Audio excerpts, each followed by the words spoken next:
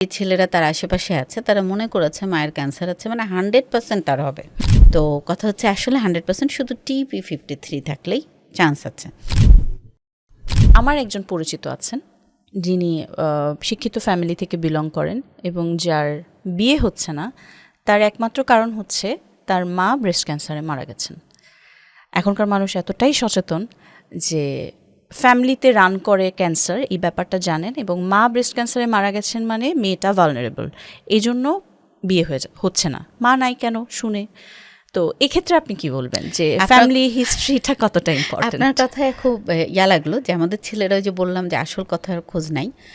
তো কথা হচ্ছে যে তার মানে যে ছেলেরা তার আশেপাশে আছে তারা মনে করেছে মায়ের ক্যান্সার আছে, মানে 100% তার হবে।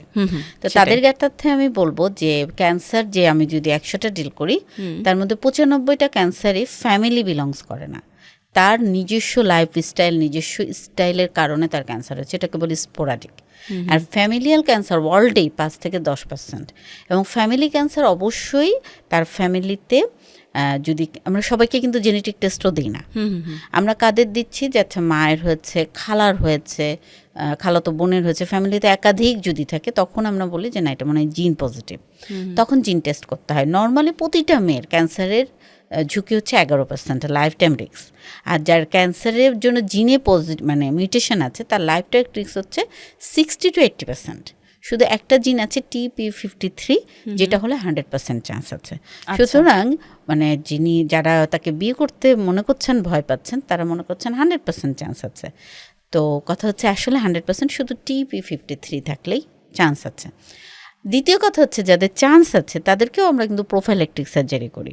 আর যে ছেলেগুলো এটা ভাবছেন, আমার মনে হয় যে সে ছেলেদেরও হিস্ট্রি নিলে ফ্যামিলিতে অনেক কিছু পাওয়া যাবে। তো এই জায়গা থেকে বের হয়ে আসতে হবে। আমরা প্রচার করছি, আমরা বলছি যে মায়ের ক্যান্সার হলে মেয়ের ঝুঁকি বাড়ে, মোটেও না।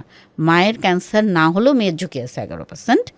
আর মায়ের ক্যান্সার হলেই যে মেয়ের 100% তা না। তবে মা খালার হলে আমরা ঝুঁকি বেড়েছে বলি, এটা হবেই কিন্তু না। পার্সেন্টেজটা 100% না অলওয়েজ, রাইট। আর অবশ্যই জেনেটিক টেস্ট করে নেওয়া উচিত। এখন দেশেও অনেক জেনেটিক টেস্ট হচ্ছে, বাইরেও করা যায়। ইভেন প্রিভেন্টিভ মেডিসিন, যেটা প্রিভেন্টিভ জেনেটিক টেস্ট আছে কিছু, সেটাও আমরা করতে পারি, করে জানতে পারি। আমি নিজেই করছি আমার, যে না আমি দেখি আমার কি কি মিউটেশন আছে, এবং সমস্ত নট অনলি ব্রেস্ট সব জিনগুলো করেছে। এটা অনেক টাকা অনেক জায়গায় খরচ করি, আমরা করতেই পারি।